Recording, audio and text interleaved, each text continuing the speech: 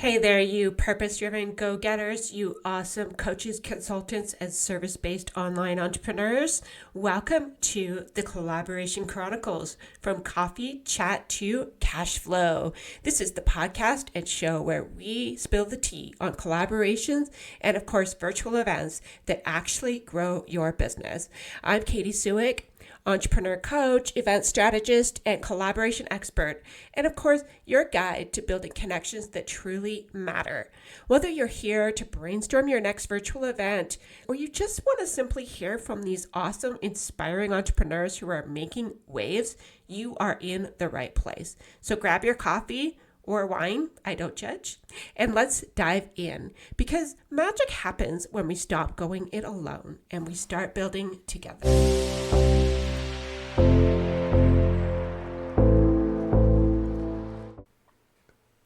Hello, everybody. Welcome back to the Collaboration Chronicles. So today we are bringing on a guest that I just met recently, and I'm excited to dive into this conversation because here's the cool thing about collaboration is when we are collaborating with others, we learn a lot of things, and none of us know everything. Sorry to break it to you. None of us knows everything. And so in meeting Catara, what I've discovered is that she is a YouTube expert. And I think all of us can benefit from learning about YouTube, especially in today's day and age. Even though it's one of the platforms that's been around for a while, I feel like a lot of people are realizing that's where they need to go. So I have someone in the house today to talk about this, but I also just want to open it up with an introduction, obviously. So Catara, can you tell us a little bit about who you are, what brought you here, and what it is specifically that you do for entrepreneurs? Yeah, so my name is Catara Lane. I am a YouTube strategist and a video editor. But I've been a video editor for the past 5 years. So I've edited videos from everything from billion-dollar companies all the way to your small business next door. I have a lot of experience with that. And then the YouTube strategy came recently, maybe within the last 2 years. So I was editing for YouTube and putting videos on there for my clients, but I wasn't on there for myself. So, I had like a lead generation problem. I'm like, okay, I'm not getting enough leads. I'm not building my email list. And as we know, that is very important for growing and selling and, the back end. So, I got some help with my YouTube strategy. Got on YouTube, and within 6 months, I was seeing leads. People were coming on the call ready to buy from me, growing my email list, and that just continued throughout the year. So I was like, more business owners need to be on YouTube, because I've quite frankly never seen a return on investment as fast for your time, your money, and your energy than on YouTube. Thank you for sharing that, because I think one of the reasons I was so excited to talk to you today is because I know as a business owner, I've been on Facebook for a while. I haven't been terribly active on LinkedIn, working on that. But I think people are starting to feel a little bit discouraged and inflated, especially since Facebook came up with this, we're going to take your lives down after 30 days thing. And a lot of people are scrambling trying to go retrieve them all before they're gone forever. Whereas YouTube is, from what I understand, it's a search engine in and of itself. And so it's just smarter. And I think a lot of people are wondering, is it just another platform that I have to post on all the time? So I guess what would be, if somebody was to start really working on YouTube and growing their YouTube presence, what would be some simple steps that you would recommend they start with?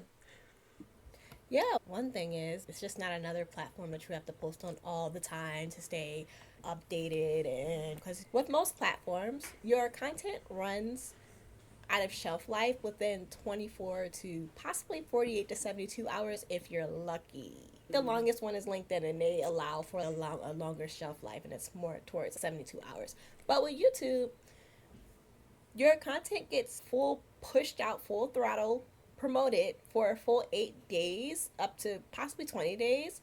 And the power of YouTube is it's evergreen content. Your videos can continue to get shown if it's in the search bar, in a search on YouTube and Google search. If people really like it, if it went viral, it can still continue to be found for years later. I still have a video that I created a year ago, and it's still getting up to 100 views per week. So Oh, wow. I don't see anything like that happening on Instagram, Facebook, or anywhere else really. Except for Pinterest. I love that platform. Someone once told me that your best three things to do would be focus on Google, Pinterest, or YouTube. And I never took it that to heart because I just got lost in the do 500 things at once and maybe something will work, which I don't recommend, by the way. But I love that because myself, I've had a YouTube channel for years. I've just never utilized it. And I realized, I think I shared this with you, Catara, the other day when we talked. I think I have over 200 interviews with people that I've done through the various summits that I've hosted and whatnot. And they're just sitting there, they're unlisted. And some of them might even be private. And I'm thinking to myself, why? Why have I made it so hard on myself to get such great content out to people? I personally am making it my mission to intentionally grow on YouTube, which is where this podcast is being hosted. And I have a lot to learn. So, as someone who's still a bit of an amateur, I will admit I am one of those.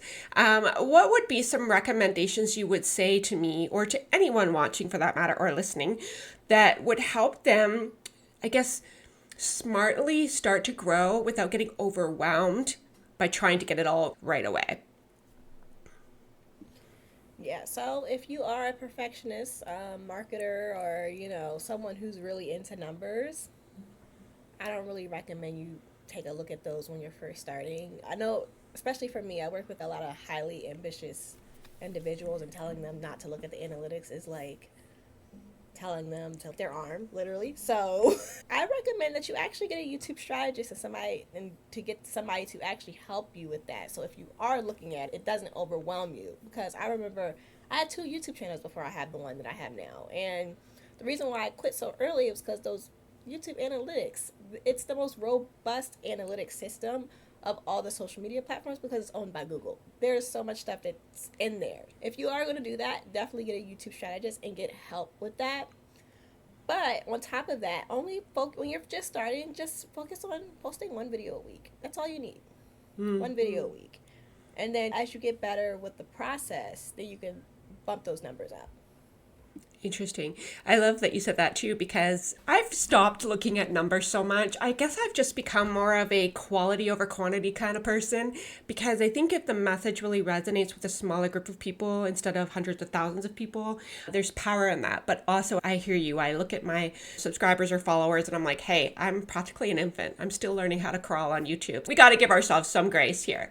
For you, I'm curious too, when it comes to YouTube, how has that what was it that was working so well? Because you mentioned earlier that you noticed your lead gen went up significantly.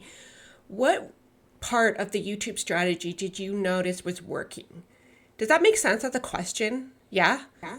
Okay. Yeah, so one of the things that work really well for my channel specifically is top of funnel content. And a lot of YouTube strategists might actually advise against this, but content that actually does reach out to a wide audience, because I had two viral videos and they're actually not as hard as you would think to actually have on your channel happen. I just had a client last month, her video went viral and she was on the platform for a month and a half, so it is possible with good thumbnails and titles. And yeah, with those two videos, but I got 20, 30 calls booked on the calendar for each of them. Really top of funnel content, and then also having the library to back that content up. If you do have a video that performs really well, having other videos that they can go back and look upon and binge upon when they get on there, so that they're ready to buy when they get on the call. That is interesting. So do you recommend for someone starting that they should build, like, my brain, and maybe I don't know if I'm speaking for others, but my brain immediately goes to, okay, so if I have this video go out, I should have 10 in the background that they could go and check out later that are connected as content. Is that what you mean by that? Yeah, that's another thing. What I mean is definitely having your content libraries. That's what YouTube basically is. It's a library of content about your expertise and whatnot. Having content they can then go and look upon. And then also with that video, creating playlists so all of your videos like connect. Oftentimes people go viral by mistake. But if you do it purposely and the content is about what you actually talk about, then you should be having 2 or 3 videos coming up that's like potentially about that topic. And if not the 2 to 3 videos after it, it should be some either before it and again, that other content library of other things that your audience might be struggling with. In some ways, I think this is so perfect because I am, like I said, learning how to crawl on YouTube. I'm just the little guy that's learning, and everything you're talking about makes so much sense. Given that to anybody who's an overanalyzer, overthinker in the room, and you tend to overthink yourself to death, don't worry, you're not alone. But can I just throw an example at you and then you can tell me if you think that something would work? For example, if I was to talk about virtual events and collaborations and say I was to create a training on this, from what you're saying, what might be helpful is maybe I talk about the overarching theme and why this is so valuable. And then I take pieces of that and do separate training videos to talk about that particular element and this particular element. And then it all wraps together into sort of one free course, for lack of a better word. Is that what you mean in terms of, yeah. Yeah, that's actually a good way to put it. So, Okay. having 4 to 5 videos about the same topic. And then that's actually what some people do. Maybe once a few months have gone past, I know I do this quite a few times a year, is you literally take those playlists that you're creating and you just put them all together and create one big master class. And yeah, people don't remember that you posted the videos. Some of them might not even seen some of the videos. So it's a good way to get more exposure to that content that you originally created. It's another way to repurpose. Yeah, for sure. I have another question about that. I know that Facebook does not like you to leave their platform. So, how do you go about if you are on Facebook and you have a Facebook group? Do you just simply say, go over to YouTube and check this out and then put the link in the comments? And what's the best way to get eyeballs over onto YouTube? Yeah, I personally don't care what Facebook likes to do. Yeah. I treat my Facebook group Twitter, so I just honestly just put my thoughts in there, allow other people to post in there, and really have it be like a resource for everyone who's like interested in YouTube. So I do post my videos in there every single week, and those posts actually do pretty good because Oh, okay. usually people leave and then they come back and they comment on the post, or either they say, "Oh, this is good. I'm going to check this out," or "This is going to be really valuable for people." So what I do is I post my thumbnail on Facebook. I do the caption and then I put the link inside of the comments. The comment section, yeah. I don't know if you all knew that. This is something that I've learned recently and I still see it happening, is you can put your stuff in a post, you can put the image up, you can put all your content, but if you put a link, and maybe if I'm wrong about this, Catara, let me know, but if you put the link in the immediate post, because Facebook can be not the greatest sometimes, the algorithm goes down. But if you just take that and put it in the comments, apparently the reach is better. Is that true? Yeah, that's what I found to be true. But then again, Okay. I don't know why would Facebook allow you to put the link inside of the post if they were just going to down the reach.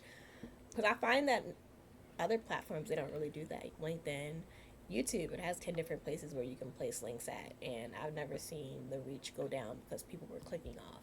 That makes a lot of sense. Yeah. Okay. So, one of the things I talk about in this podcast is the power of collaboration and the fact that none of us are meant to do this alone. So, I'm just curious, in your experience with your expertise being YouTube, at what point have you collaborated with others? How has that served you? And I really just want to ask you that because I want people to understand that collaboration is a powerful tool regardless of what industry you're in. So for you, Catara, what have you used in the past for collaborations, whether that's even just you and I are doing that? We're going on each other's platforms to create more awareness and promotion. But yeah, what have you noticed works really well in your world? Yeah, so and that's just something that I've been getting more into within the last 2 years, actually. As far as collaborations, I've been on a ton of podcasts, interviews, talking about video or talking about YouTube or whatever the case may be. I've also collaborated on a ton of bundles. Everybody puts in some type of digital product and then we all send it out to our email lists. And I've also done quite a few collaborative workshops, two people promoting the same sort of workshop. And yeah, I think that's it. All collaboration is good. Were you able to, I guess a lot of people are afraid of collaborating and putting your time and energy into something only to not get any return.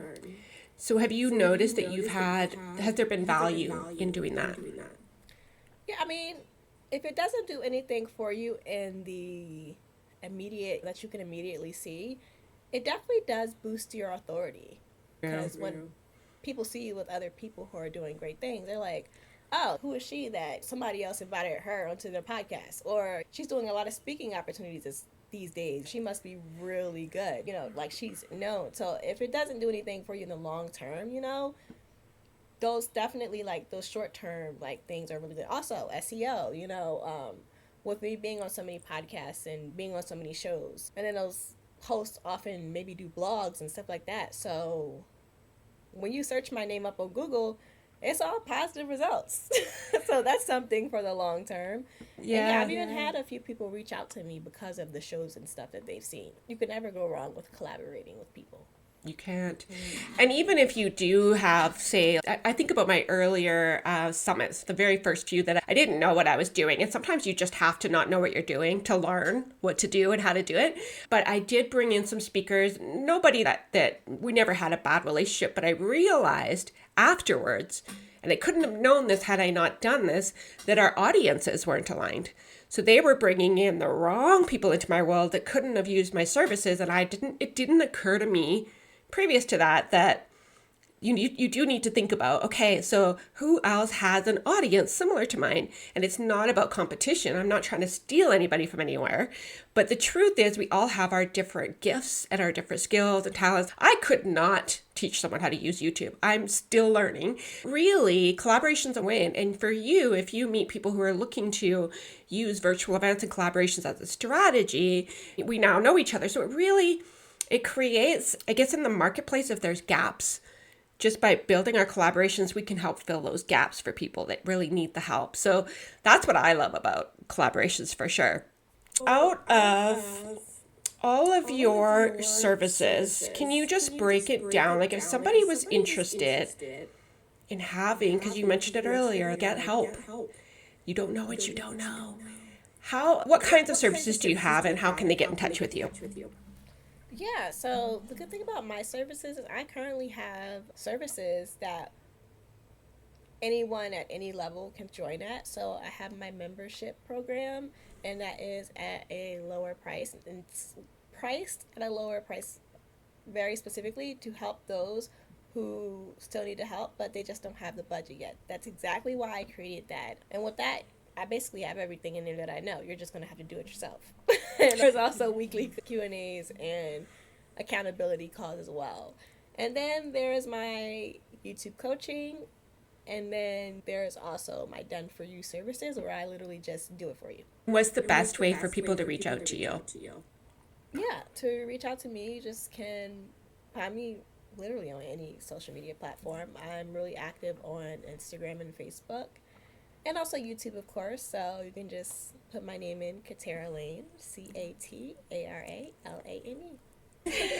That's awesome. So, ladies and gentlemen, if you are looking at growing on YouTube, which we all need to, let's be real, definitely we've got someone here who can help you with that. So be sure to reach out. I'll include all your contact info below. If you have any words of wisdom or something you want to say to people to just encourage them to not give up, what would your words of wisdom be? Yeah, so my last words of wisdom is it's literally never too late to start. You can start a YouTube channel at any age, not even kidding. I have clients over 70 years old. She just started YouTube up and she just really inspired me this week because I had a case study call with her. And she's retired, but YouTube is bringing her out of retirement. She's getting requests to do speaking engagements and podcasts, and she's selling more of her books, so it's never too late to get started. Get on YouTube. That is the most beautiful advice. If you're buying into the BS that you're too old or too much time has passed, seriously, stop it. It's really not true. You have time. You're still alive. Do something amazing. And YouTube is a great way to go. Plus, you have, I guess what it really comes back to for me is I believe we all have a purpose. We all have an